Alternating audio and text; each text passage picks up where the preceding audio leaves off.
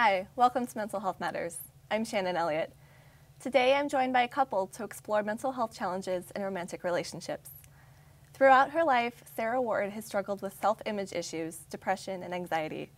In her adolescence, Sarah developed an eating disorder that she conquered with the help of a residential treatment facility. She received her bachelor's in psychology from UC Davis and wants to help others who feel as isolated and scared as she once did.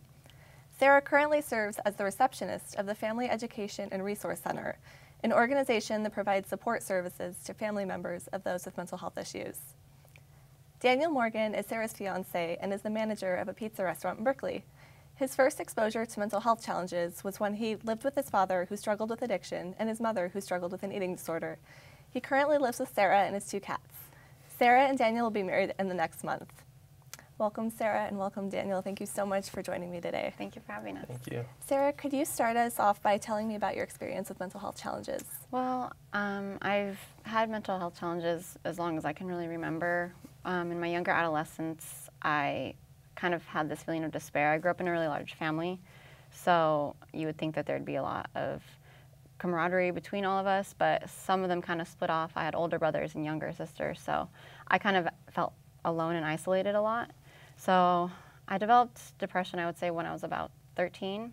And to deal with it, to cope with it, I did a lot of self-harm. And it got pretty bad to where my mother noticed it in locations that I couldn't hide anymore. So she took me to see a therapist and didn't really help much. They kind of just focused on the self-injury and not really what was going on inside.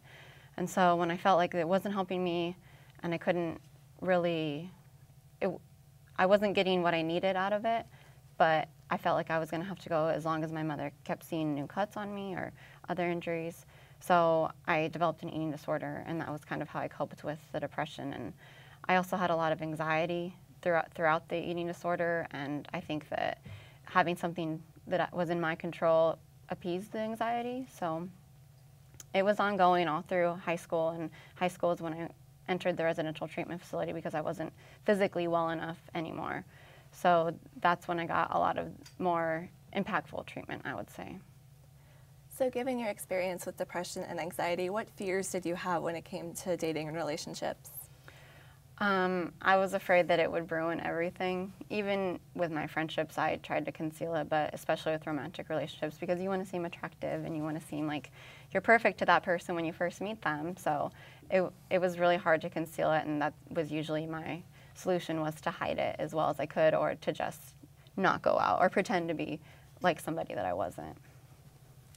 Daniel, when did you meet Sarah, and how did you know she was the one? I met Sarah in 9th grade in Spanish class, and I'd say almost instantly, maybe the first time I talked to her, definitely thought there was something when I saw her, but after I talked to her, I definitely thought I need to marry this girl. And yeah, just... What was it about her? I don't know, she's just beautiful, and I talked to her, and we talked about music and shared the same interest and laughed and joked and had a great time. Did you guys start dating immediately, or were you friends first? No, we were friends for about 5 years Yeah. before we started dating, so there was a lot of time to get to know each other, and yeah. So Sarah, how did you first tell Daniel about your challenges?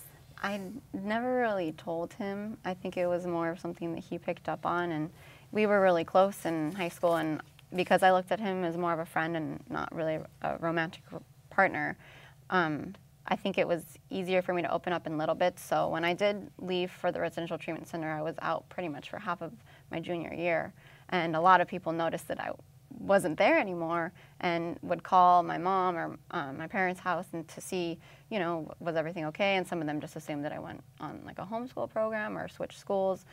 But I kind of gave my mom this list of people, you can tell this person that I'm sick, but don't specify. And so I think that's what ended up happening.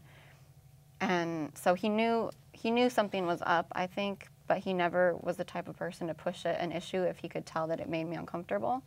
And so it was something that was easily concealed until I would say we started dating, and we spent more time together, and it was more time alone, and it was more we were learning more about each other just because of the time spent together. And I never really came out and said it, but I think he just knew.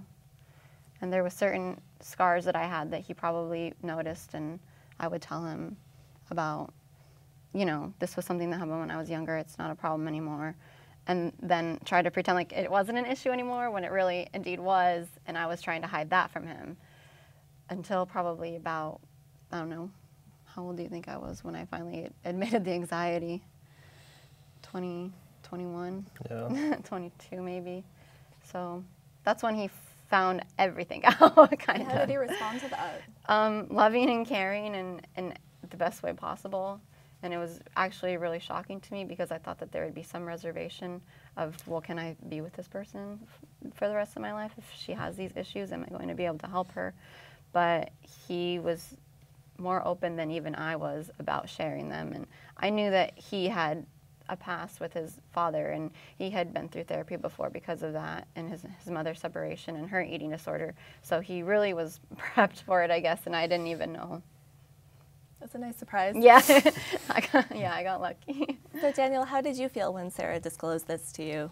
I mean, I felt like I already knew, so I could pick up on certain things when she'd be quiet and closed off, and I'm doing the typical thing, like, are you okay, asking her 100 times, and she's just not saying anything. And I mean, I felt like it was going to be a challenge, and obviously we're going to have stuff to go through, but I was just happy that she could come out and tell me so we could just start, like, not fixing it, but, you know, dealing with it and making sure that I can know all the time how she's feeling and so I can help her through it. So I felt relieved, actually. What fears or reservations did you have in dating someone with a mental health challenge? Just, are we going to be dealing with this the rest of our life? Are we going to go through the same problems over and over? Is this ever going to get better? Is this going to, you know, ultimately inhibit her happiness so we can grow old and be happy together? How important would you guys say that communication is to your relationship? I think it's Very yeah, crucial. the best thing you can Yeah. have, because, I mean, before when she'd be anxious or something, she would just kind of shut down and not say anything, and I would be thinking I'm doing something wrong, and that would take its toll on me. But now it's just like, oh, I'm anxious, like, I'm just not feeling good, like, we have to deal with this. Yeah. And it's a lot easier that way. And I would say for me, it was a huge weight lifted off my shoulders when I started to learn that being open with him was okay, because I didn't spend so much time holding everything in, feeling that anxiety, keeping it in until I could be by myself. And in a one-bedroom apartment, it's really hard to be by yourself. So yeah, I felt so relieved when I finally realized that communication was a possibility and something that could help mend what was that gap that had grown between us, because I wouldn't let him in once my depression hit me or my anxiety hit me. And would you say your wellness has improved and your symptoms have decreased since you started being more open? Yes, yes. I think being open is crucial, because when you are open, it helps other people be open with you, and to say, you know, anxiety is kind of a normal thing. We all feel like that sometimes. And for so long, I felt like there was something wrong with me and it was my problem and no one would understand. But after being with someone like Daniel, and he's so open, you really find out that it's so much better to be able to talk about things like that. And with not talking about it, you probably have anxiety about having anxiety. Yeah, and it's someone anxiety finding on out. anxiety. So it's a catch-22 effect, yeah. Yeah. Daniel, how do others react when you share the fact that your partner has mental health challenges? Most people are pretty supportive. I mean, some people will make jokes about it, or, you know, just say, oh, she's just being, you know, it's a typical girl. And I'm like, well, it's kind of more than that sometimes. But most people are really supportive and just kind of understand why I am the way that I am and why the way she is the way she is. And most people are fine. Yeah, I think help us any way they can. I think that sometimes people who don't have experience with it will forget how it feels and how something they say might affect somebody that's being affected by it. But we're lucky to have friends that all you have to do is say, look, this is how I'm feeling, and when you say that, it really, really affects me, and they will not do it again or realize that it's something that needs to be taken more seriously, and it's not like a joke. How does that play out in new social situations? I know you have friends and family and supporters that you actively work to keep in your life, but whenever you go to a new place, does that ever present any challenges or problems? Yeah, I mean, if we're somewhere new and say we have something to do and her anxiety kicks in, it can be kind of a killer of the situation. She just has to say, like, hey, I'm not feeling good, I'm feeling anxious, and I can just pull her aside and just tell her, like, everything's going to be okay, like, we have to do this, we don't have a choice right now, we have to take care of this, and it usually helps. Mm-hmm. And with meeting new people, I think that since I've been more open about it, it's a lot easier for me to just say if I have anxiety issues. I'm not as closed off as I used to be, but before it would be a huge issue, and I might not go places if I knew certain people would be there that I didn't know or wasn't comfortable with. So yeah, I'd say that it was hard at first meeting new people, but it's gotten a lot better. So Daniel, you've touched on this a little bit, but what challenges are there in being engaged to someone with depression and anxiety on a day-to-day basis? Just, making sure she's okay on a day-to-day basis. I come home from a bad day at work and I just want to, relax or hang out with her, and she's having anxiety or she's having depression or something like that. It could, I've just had a bad day too. I want to come home and relax with her, and then she's having issues. It makes it really tough just on day-to-day life sometimes. But I mean, on the other hand, if I come home and she's not feeling good, I get to take care of her. Like, I get to come home and help her fix the problem. And that makes me feel good. It makes me feel like I'm doing something important. How do you both take care of yourselves and one another?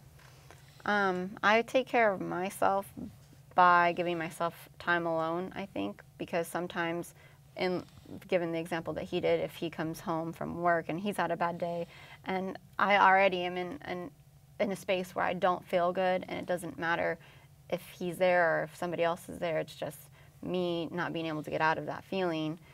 And sometimes if I'm around him, I'll say things that are hurtful or things that wouldn't normally come out of my mouth and something like that. Whereas if I just give myself time to reflect on why I'm feeling like that, why I want to take it out on him when I really shouldn't, it makes me a lot more rational. So I give myself a lot of alone time, and for the anxiety, the only thing I can do sometimes is physical activity. So I'll go for a run, and that appeases the anxiety a lot. So I just try to stay healthy that way. Yeah, I mean, I like going to the gym with her and just relaxing. That's a big thing, I think, is just taking time for yourself and for each other, just to relax and do what you like. Go exercise, see a movie, whatever. If it feels good, do it. Yeah, exactly. Did either of you ever reach a point where you felt the relationship couldn't work because the mental health challenges were just too much to overcome? I definitely did, and I felt like I was to blame for it, so the easiest solution would be to walk away from it, because I care about him and I love him so much that why would I continue to put him through this when it's so difficult? And I know that there are great times that we've had together, but there are also times that I've felt terrible and feel like he deserves someone without these mental health challenges, somebody that is more like him or something like that. So I've definitely struggled sometimes because I feel like I'm the burden. Yeah, I mean, different struggles, just dealing with the same things over and over and wondering if they're ever going to get better, and everyone's got their breaking point, and no matter how patient or understanding I am, it's still a lot of work. It's a big challenge. Sarah, what would you say to a person with a mental health issue who is scared to date or fears that they can't be loved because of their mental health challenge? First, I'll give them a hug, because it's really hard to deal with stuff like that.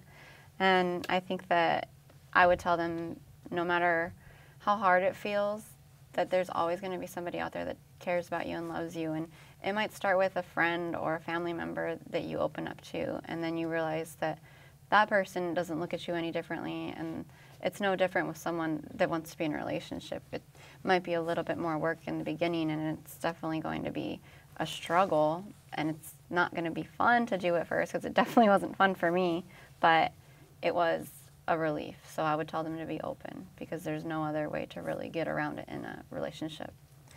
What would you tell them if they start to doubt the work and the effort? That it gets better. And it's hard to say that because some people will not, they won't wait around for it, you know, and sometimes it's too hard to just sit there and think that it's going to get better when it's so bleak now.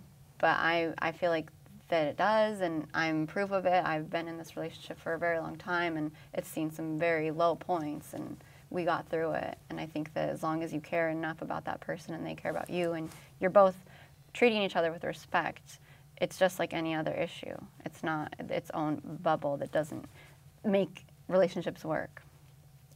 Daniel, what would you say to someone who does not have a mental health issue, who is considering dating or is dating someone who does have one?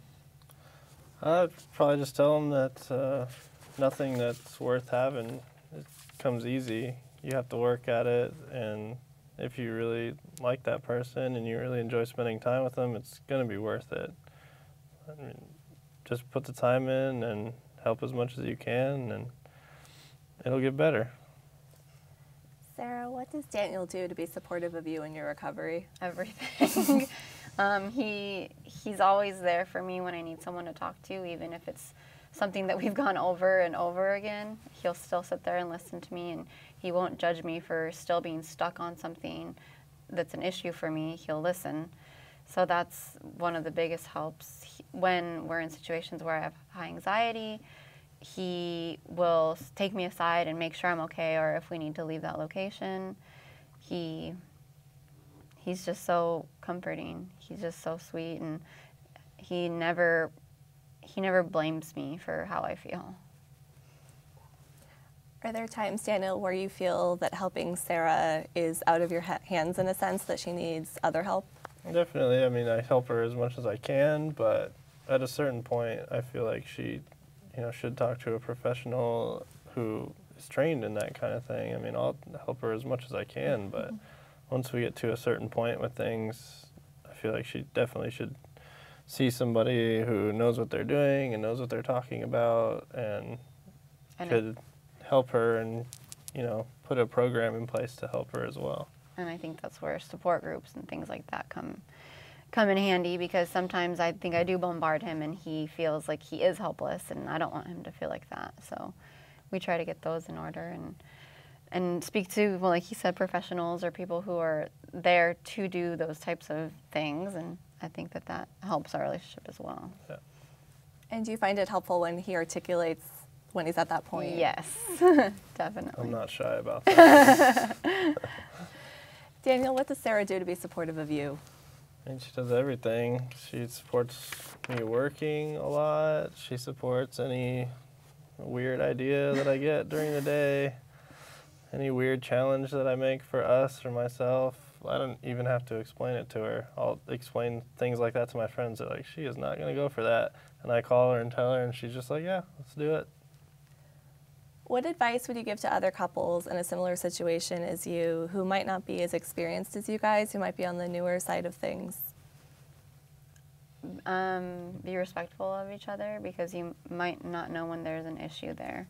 That's been a problem with me in past relationships, where when I was in my eating disorder, they would say things about the food that I ate, or, mention something as a joke, as something that wouldn't really bother somebody else, but for me, I internalize it and take it in, and it makes it so much worse. So I think that to respect somebody, and if you don't know if there's something going on there and you don't feel comfortable asking about it, just be respectful and don't say something that you think might affect them negatively, because if you can't say something nice, don't say anything at all, kind of thing. Yeah. So that would be my advice, respect.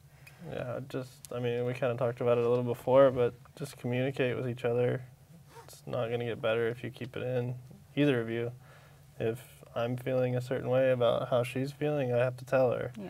And it's not going to get any easier if you don't communicate. So what kind of support have you had for your relationship from your parents? For our relationship? My mom has fully supported our relationship, and she thinks that Daniel is a wonderful person that's always been there for me. But at times I think that she feels like maybe when I'm sad and I call her to vent or something, oh, is he doing enough for you? Is he understanding enough? And I have to be the one that says, look, sometimes it's me, not him. Sometimes I'm the issue and he's just doing the best he can. So but overall, she's been very supportive, but not so much in my mental health challenges. That's not something that we really talk about a lot because there's so much conflict between us. But other than that, she's been very supportive. I mean, my mom's been great. I don't think I'd be here without my mom. I mean, just her, she went through a lot of the same issues that Sarah went through. I feel like I was kind of prepared for this, and if I call her and ask her anything, she's always there, and she's really smart dealing with things like this, obviously, because she went through the same things, so she helps me and gives me advice on what to do, and I couldn't ask for any more help from her. She's great. And she's great for me as well, because when he'll call her with those questions, she'll kind of tell him, look, this is probably how she's feeling or something similar to this.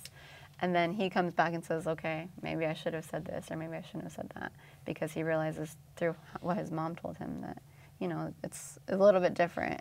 Yeah, sometimes she's always right. Yeah, she's always right. So what lessons did you learn from your mom and her experience with her eating disorder while you were growing up that you apply to your daily life and your relationship with Sarah? I feel just do everything you can for them, just be there for them, and at a certain point you have to know when to just get out of the way, because some days are just too bad. Like you can't do anything. You just have to give them their space, their time, and once they're ready to come talk to you, they will, and that's when it's your time to shine, and you help as much as you can, but definitely taught me when to get out of the way. And that's definitely been helpful, knowing that he might not be there when I'm in that dark spot, but he will be there when I'm out.